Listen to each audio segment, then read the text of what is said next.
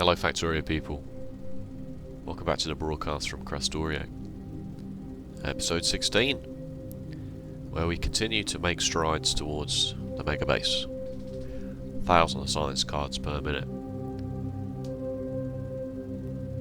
If you want to do the old like, comment, subscribe, that would be great.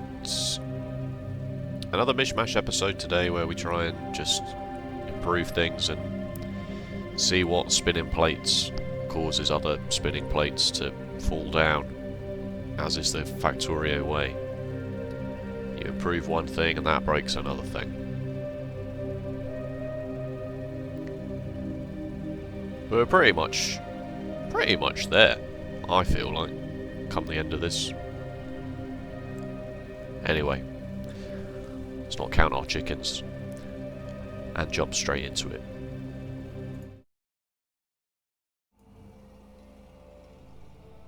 This is the base, as it stands. I'm just going around upgrading grid sections to make sure that they can cope with 1,000 cards per minute.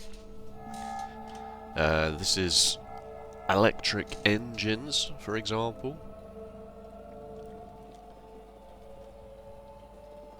Simple builds. Lubricant in. You know, it's a simple build, but it makes enough electric engine units to make 1,000 science cards per minute. The Spidertron continues to explore using the old radar trick, as I explained last time. You can put a radar down with the bare minimum of power and it will still reveal everything in its area, at least during the day. And that's mostly fine. The day-night cycle in Factorio is a bit weird. It's always light. No, it's actually, let's do it in... I forgot these would be in a self-contained network. Over the course of an hour, you can see that it's very, very rare that there is no power. Basically, as soon as it gets dark, it's dark for only a fraction of the time that the solar panel is at least producing something. So you can exploit that to do this. So yeah, the Spidertron is just going out and about putting radars down as we expand. And AI cores also was another one that I've done just here to get us started. Where do they live? Where do they live? Here they are.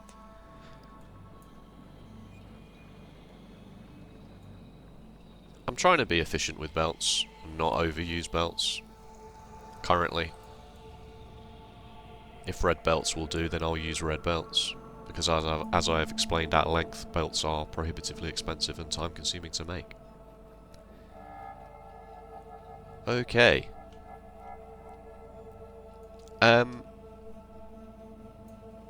The first thing on my to-do list is, because the activated intergalactic transceiver can produce up to 10 gigawatts, it's going to be a very long time before these nuclear power plants come back online, to the point where we should just get rid of them. If we get rid of this, then we can get rid of nuclear processing at the base.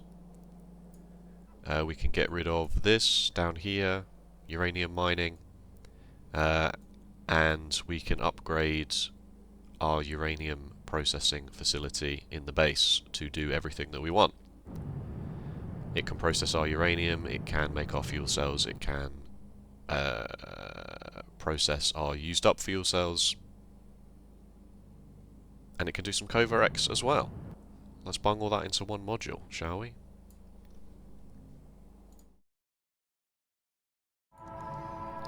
Okay, tore down the nuclear facility.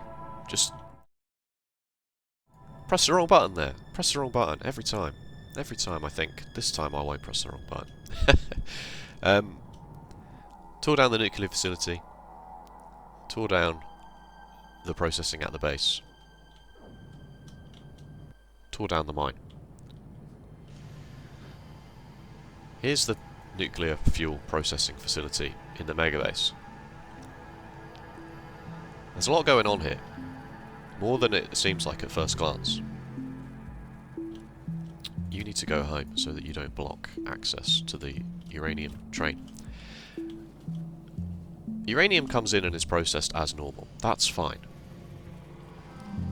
This processes 2 purple belts, but doesn't yield enough to fill a purple belt, so that's fine. The stone byproduct is turned into matter, the iron byproduct is turned into matter, that matter is turned back into uranium to be reprocessed. So no stupid byproducts here.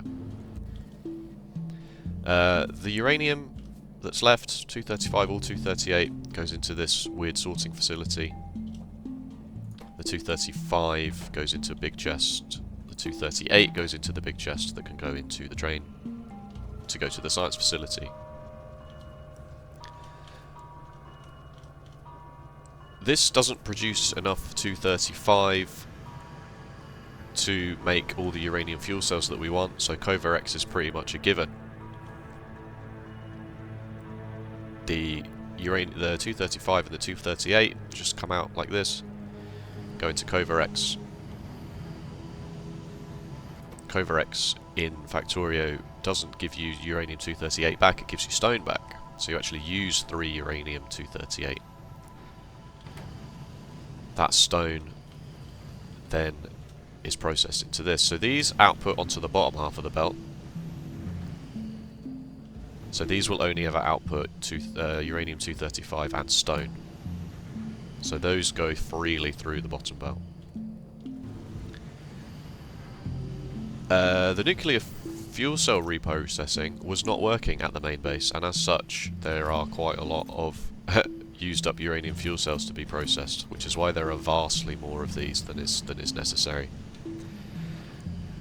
This gives you 238 stone as well, but it also gives you tritium. So these output onto the top half of the belt. So the stone can come this way as normal, but the 238 is then distributed back into this loading system. So this ensures that the bottom half, the Covarex, never gets blocked because there's too much 238 in the system. There's too many dull green rocks in the system. If this belt was fully backed up, then the Covarex would stop. Yeah, I'm assuming you can see that.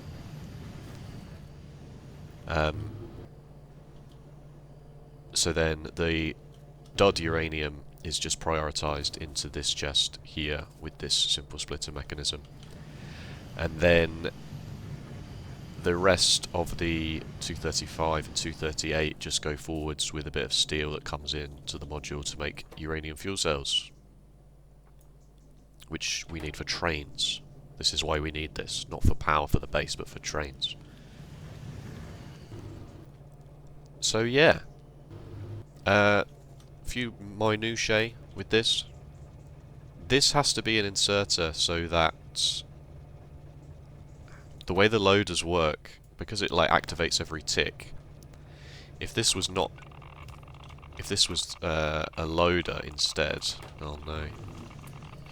If this was a loader instead, it's going to take 1 uranium out every tick that it is able to. But you can see here that it's only going to do on one side of the belt because of how we're side loading this, which means this is only loading from one half of the belt. You can see when this happens, this is only loading the chest from this one side of the belt, because every tick it's checking, can I load any uranium? Yes, I can load 1 uranium. And it seems to prioritise the left hand side of the belt for that loading, which means that this system is only loading from the left side, which is why this balancer is here, but it's still not perfect, you know. That is solved by just making this an inserter, so this inserter is going to take up 12 at a time, 12 uranium at a time, which means that whenever this inserter swings, this will load from the belt evenly. And the same reason why this has to be a loader and not an inserter. So that's interesting.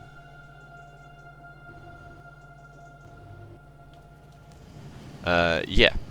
This will not be an issue for much longer. It's just because, as I say, there was a huge backlog of uranium fuel cells, and what happened is over here, this chest was just too full. So they were all in here. There's still 475 in here. And a whole bunch were at the base, which I'd never noticed. So this is... and I don't want to say it, it's foolproof. There, I said it. It should never ever clog. It should only ever clog when everything is completely full. So if this ever gets up to being completely full, then it will stop working. Which should be fine. Should be fine. Because, I mean, these trains aren't working as quickly as they need to because we're not actually consuming enough science to make 1,000 science per minute, so... oh, and I suppose the other small thing is that the rather than integrating this straight back into the system, this goes into the box to be repurposed. I was finding that if I was putting it back into the system here like this with a splitter, sometimes only the top half was being used and this was backing up, which is also why this is a splitter and not merely side-loading 2 belts, to also ensure that the uranium is being processed on both sides equally, which is also why there's this belt balancing thing going on here. So yeah, a lot of work went into this. A lot of things went wrong, and this could have been a whole episode on its own, I feel like, as each individual process failed for whatever reason and how I fixed it. But this is good. This is foolproof, and this vastly produces uranium fuel cells. Like trains, currently they don't go very often or very far, so we're not using a lot of fuel. Okay. I've still got the mod installed that lets me zoom out a long way. So with uranium done, we can actually look at maybe upgrading some of the science modules to make 1,000 science per minute. And I guess we should start with productivity science, because that is the most egregious one of all.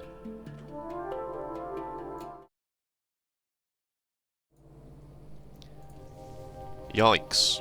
This is a bit of a mess, isn't it? To make 1,000 productivity cards a minute, you need blank tech cards, you need you need transport belts, fast transport belts, you need the uranium-238, and you need productivity modules.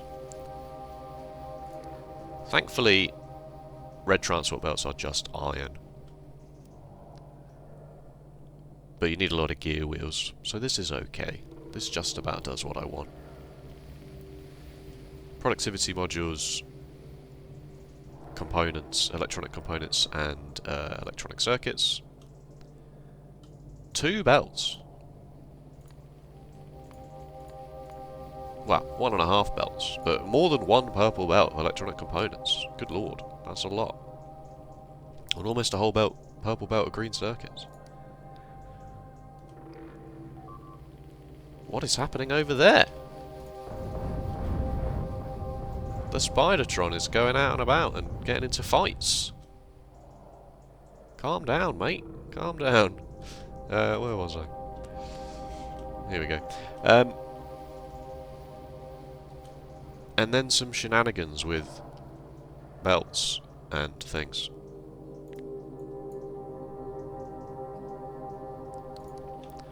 I could have done belt weaving for this, I guess, looking at it. Now that I look at it with fresh eyes.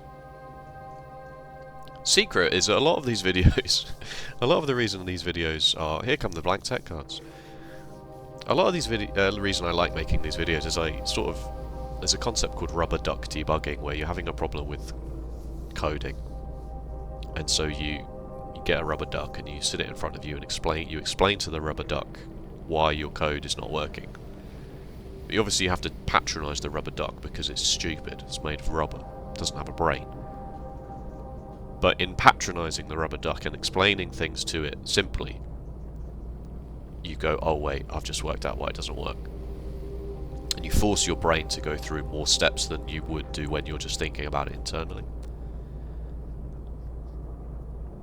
So no offence, folks, but you are my rubber duck.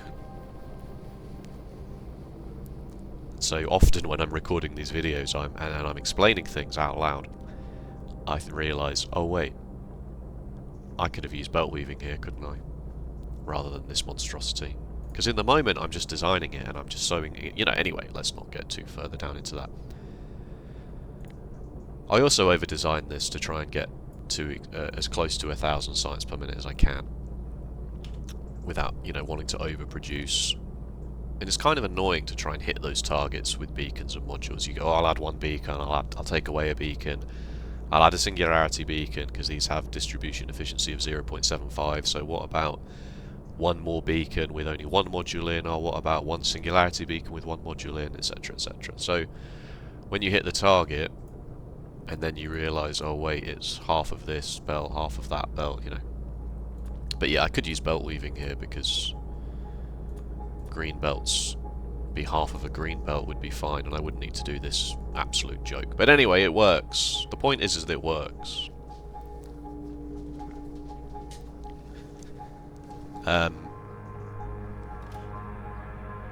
I've started to do this. I've started to put little tick marks down as a tag on top of modules that I know are definitely working for 1,000 sites per minute. And using the build here icon, which I think is from Krastorio, I don't think this is in the base game, for things that have definitely broken with what I have now changed. So for example, 1,000 science cards per minute in a lot of these sections means we need more blank tech cards.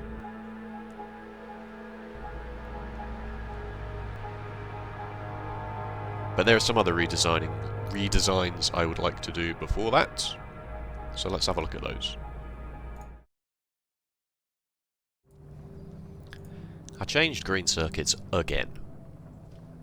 I redesigned it with blue belts, and then I went through that whole rigmarole last episode of why am I doing an interim step with blue belts? Just do everything with purple belts. Just do everything as fast as it can possibly go, straight away. So that looks like this.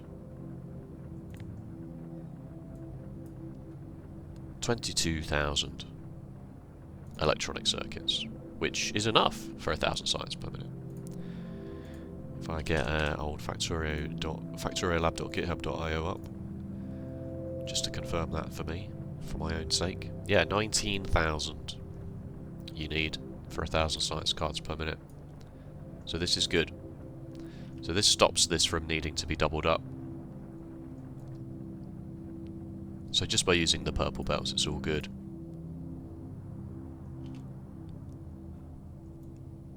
And I'm starting to take that philosophy a bit more seriously now. Just build it big straight away. If you can do it, do it. Right. There was another module as well that I did, and I've forgotten. Oh, that's right, the powder. Same thing with the powder. When I was messing around and testing, you know, we went through the Sand Chronicles last episode.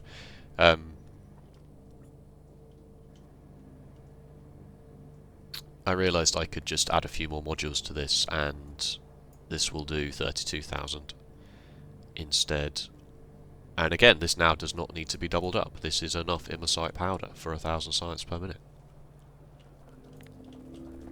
So this takes in about 3/4 of a purple belt, and outputs 2 purple belts of immosite powder. So that's good. At an obscene energy cost, of course, as we've established. This whole section on its own is probably about, what is it? It's about 3.6 gigawatts, which, you know, is a lot. Is a lot. Okay.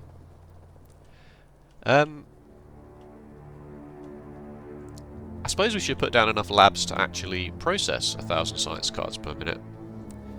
So I delved into the old blueprint library, and there's a series I did a little while ago that I never finished, where I did a reverse Krastorio Megabase. So there's an idea I got from a Nilaus series that he did in vanilla, where with editing tools you start with the science labs, and you have the science labs capable of making enough science for your target, and then you just use infinity chests to feed those labs, and then you just work backwards and you go, right, well how do I make this amount of matter tech cards? And so you build that module and you just work backwards all the way, and I never finished, unfortunately. But I thought, oh, I can use my lab design from that, because obviously I built everything as big as it could possibly go straight away, because I had infinite resources and infinite everything, basically. So let's have a look at that. Here we go.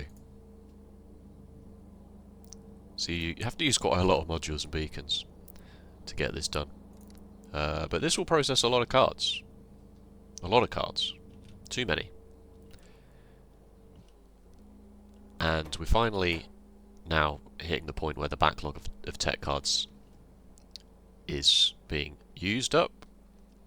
Matter is now the one that is not keeping up, but we're going to need to change them all eventually anyway.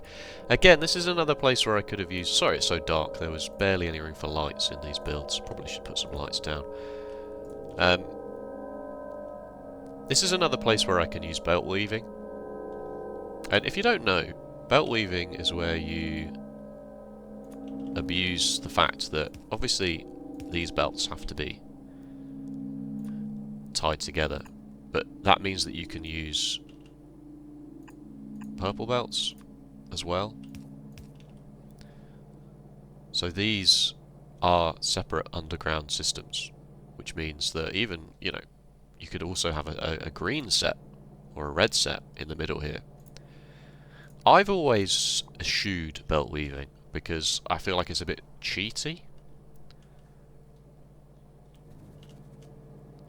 But there is a build coming up later in this episode where I just absolutely have to use it, because there's just no other way. There honestly just is no other way. So now that I've broken that personal barrier, I've become everything that I hate, I could go back to some old designs and use belt weaving now that I've done it. Let me know in the comments how you feel about belt weaving. I hate it, as I say. But it might be a necessary evil. And that certainly would maybe tidy up this design as well. So instead of having to do this nonsense here to find room for an inserter, I could just have... whoops, not cut. I could just do belt weaving here and just have this be purple belts. And then in fact I could do the same thing with a set of green belts. Just have blue, purple, green right next to each other here with 6 inserters along the bottom, and then I could add another singularity beacon or add some lights. Maybe it's fine, maybe I've rubber-ducked myself into thinking that belt weaving is actually okay. Okay, right, so going around the base I've also added beacons and modules to other builds to make sure that we can get to 1,000 science per minute of optimization tech. Advanced cards. Advanced cards were slightly different because they need the Immersite gear wheels in more than half of a belt's worth. So again, I've had to do a slightly different build here to get to 1,000. Just because the quantity of gears means that they need to be close to the machine with a superior inserter. What are we waiting on? Electric engines! I've done that already. Where are they? Something else is probably broken because of electric engines. As if it's iron. As if it's iron plates. Yeah, well, there we go. These are the things that happen. The blank tech cards was done. Not too complicated, thankfully. Still going to keep it in a 1-1 train, but I've gone ham here on this loading, and just to make sure that it can unload very quickly. I had a second train as well, just so that... I mean, 8,000 cards in a train with productivity, you know, the train has to move like every 10 minutes. But I just wanted to avoid a situation where it had to go to 2 areas at exactly the same time.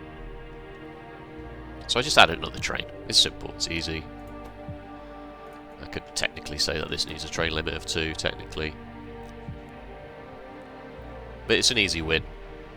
The way I've built my grid sections means there's always space for another train to be waiting, so I've always got that backup if I want to start stacking trains in. Okay. Let's move on, shall we?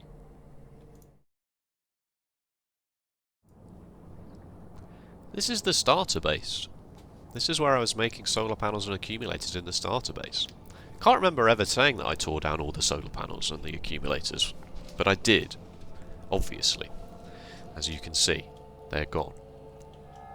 And I said it doesn't matter about putting them down because they'll always just go into satellites eventually anyway. And that was true. If you remember, I decided to build satellites here at the starter base and just ship them over with logistics bots. And I didn't think anything of it because of the number of accumulators that we had in the backlog. Eventually, those ran out. And this does not make enough accumulators to satisfy the needs of launching 1 satellite every minute. So, I realised we're going to need to sort that. If we want 1 satellite a minute and then eventually 5 satellites a minute, 5 plus satellites a minute, we're going to need to make satellites at the base, aren't we? In the Megabase. We're going to just have to do that. And it's going to be awful, but we're going to just have to do it. So satellites need solar panels, accumulators and radars, which you don't need for any reason at all anywhere else in the base, except to make satellites. Solar panels need glass and silicon, which we got rid of because we're going to try the electronic component method that just uses stone. So we don't make glass or silicon anywhere in the base anymore. We don't make batteries anywhere in the base, because you don't need robot frames in Krastorio for any science. So it's actually a freaking nightmare. It is a nightmare.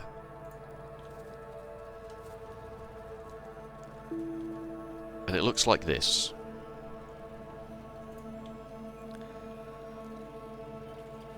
So you can bring iron and copper and sulfuric acid in to make the batteries that go into the accumulators. Because accumulators just need batteries and iron. So that's okay. But to make the solar panels, you need the glass and the silicon, which thankfully is just crushed stone into sand. And the circuits and the steel. And then you can repurpose the circuits and the iron to make the radars. And then you can load all of that into a train.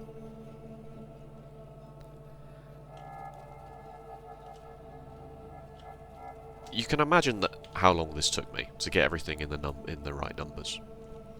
And because when I started I was like, I hate this. I hate this. This is so bad for me. I didn't want to do it twice. So actually, this makes enough for 6 satellites a minute. Because I just thought, I'm just going to do it once. So this vastly overproduces accumulators, satellites, accumulators, radars, and solar panels to make 6 satellites a minute. But it's here. It's done. It's awful. It's a mess. Needs bloody 6 stations. It's hard to get 6 stations in. And unfortunately I've had to do this weird thing where I've had to call this sulfuric acid small because I can't get a 1-4 train in this gap and also get this rail to reconnect. This doesn't go onto the you won't be able to unload the fluid. Which means there is a slightly smaller train running around, and obviously we don't have enough sulfuric acid now. There is a slightly smaller train running around, which also means that because with the way the rail system is designed, if this train is unable to go anywhere, it will wait until there is space on a station. Which means that the train behind it, even though it's has a different need, it will be waiting.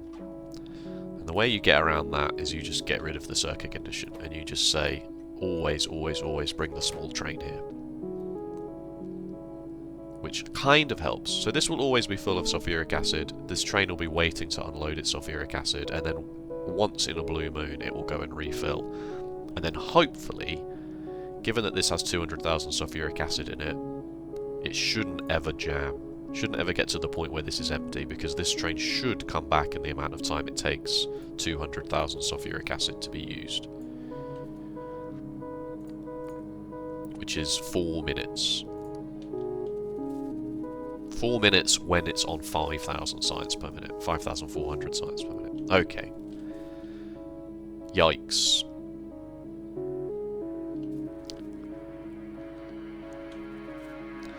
So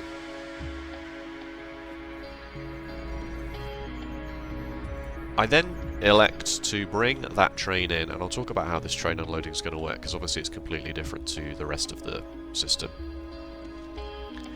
But I'm going to bring that one train in here, because the next thing you need to make satellites is, other than those three, you just need processing units. The low density structures and the rocket fuel is already here. And we need a good system for that. So let's look at that next. Okay. So we just bring the processing units in, and this train comes in. This train, you can fit 2,000 accumulators and 2,000 solar panels in a wagon, and a satellite needs 100 of each, and then 5 radars. So it needs a 20th. So you just then say, only bring me a 20th. A 20th? Is that right?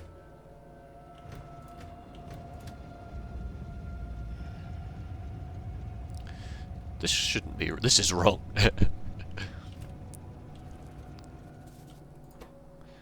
5 times 2 is 10. Yeah, so 20 divided by 20. So 2,000 divided by 20 is not 400, it's 40. Okay, so this is wrong. This will launch 40 satellites. Alright, this is a mess now. This, in theory, should work. So the train will become exactly empty when exactly 40 satellites have been made. When I fix this, because I can't fix this because I'm an idiot. So you just then say when it's exactly empty, it can go and get exactly more of this. Is that right? Am I stupid? I'll go back into the lab later and work that out. I'll get the old massive scientific calculator out and work out how two numbers are divided.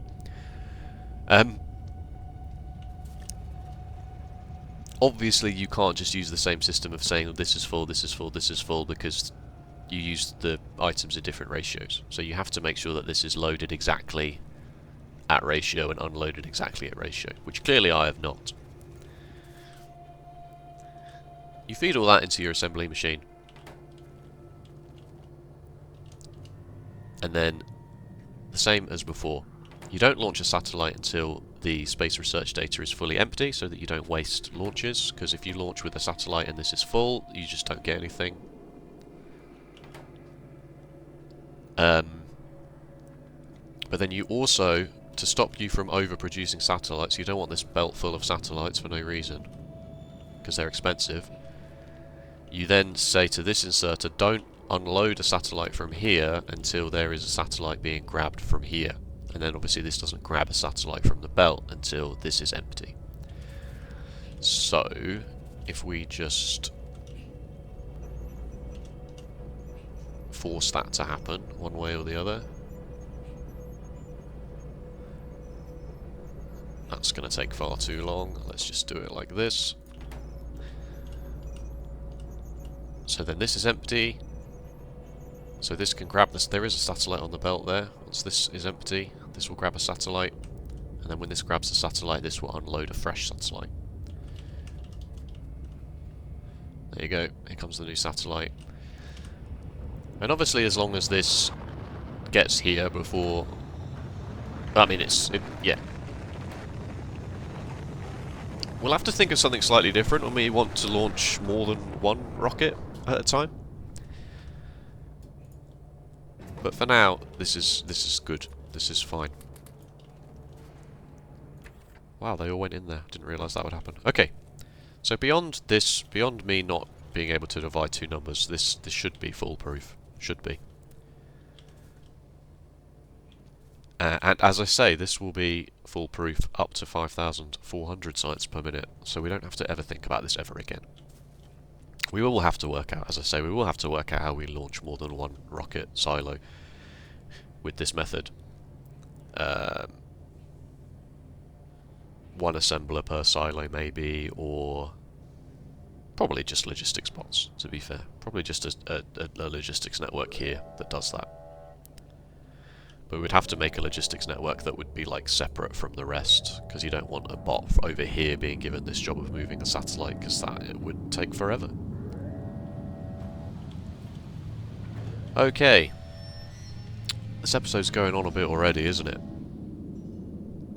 Of course, this causes a huge spike in demand for things like low-density structures, rocket fuel, rocket control units we already did, I believe. Do I have a big tick on my RCUs?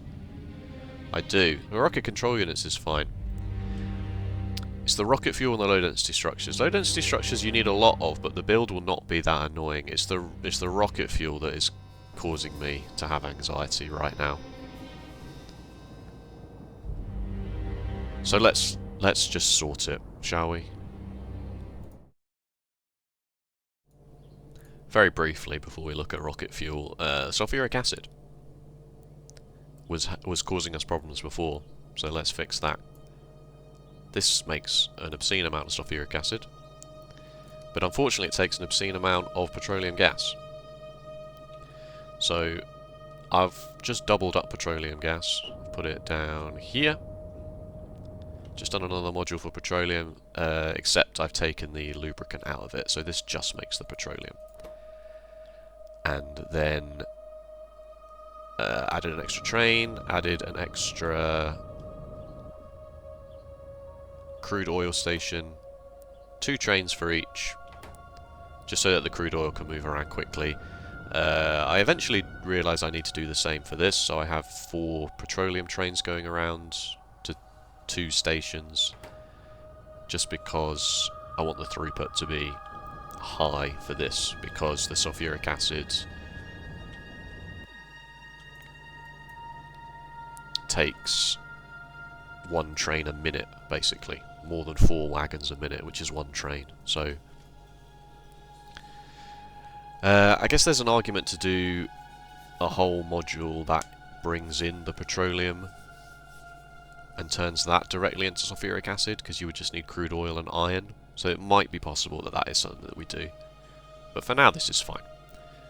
Alright, rocket fuel. Are you ready? Hold on to your butts. Oh, yeesh. What am I like? My bloody taxi train is always in an annoying place. Rocket fuel is an absolute nightmare. There's 3 different ways to make it. And I'm sure what the intention is that you use some of the byproduct of one process to make rocket fuel with hydrogen chloride. You use light oil to make some others, and you make you know, ammonia with some others. Like you don't pick one and go, right, I'm going to make 5,400 sites per minute's worth of rocket fuel with just this system. But I have done that. I mean, this is only 1,000 rocket fuel, enough to make 1,000 science cards per minute. So we make a whole bunch of nitrogen. We crack water, water separation in electrolysis plants to make the hydrogen. We mix the hydrogen and the nitrogen to make the ammonia, and then we use that oxygen with some extra oxygen from some condensers as the oxygen component, and then that just comes in with some oil. Thankfully, with some iron, I should say. Thankfully, the amount of iron you need is less than a blue belt, and the amount of rocket fuel you get out is less than a red belt. One way or the other. Hang on, have I got this the wrong way around? That would be very frustrating.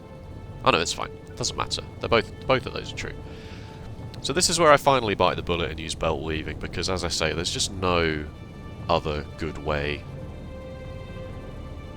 in my opinion. Yes, some of these modules here have space. I could have put them here like this, done them across, but then some of these have substations in that gap. There's just no space. There probably is literally space to do something, to do some kind of thing. You know, maybe it's a long-handed inserter somewhere and you do something weird with these pipes, but this is where I finally think, you know what, I'm just going to do belt weaving. It took me so long to get all of this and this sorted. The design for this was very different at one point. I wonder if it's still in my clipboard for this so far. No, that's way, way, way long ago.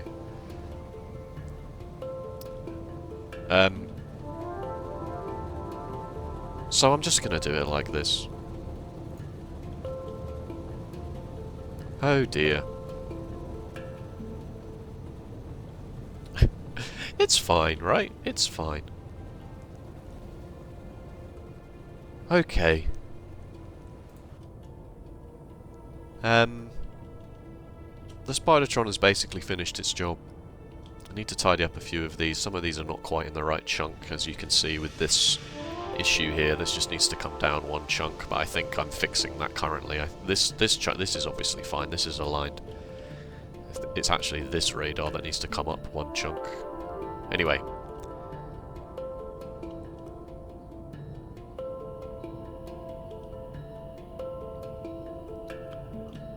I'm annoyed I can't talk about this more than I have done, because this took me a good hour and a half, I feel like. Possibly longer. Possibly less, I don't know. I kind of just lost all track of time. But I suppose it's fairly self-explanatory once it's actually down. Once it's there. Alright, let's just skip straight to the end, shall we? It's already been 45 minutes, bloody hell. Obviously, simple, easy wins. Just changing matter cards to make 1,000 a minute. Changing singularity cards to make 1,000 a minute. Matter data. You know, a lot of these were easy changes. And as such, I have not detailed them. You can see all of my ticks. The things that we still don't have sorted, which are causing the backlog, are the big ticket items, like your matter... what are these called?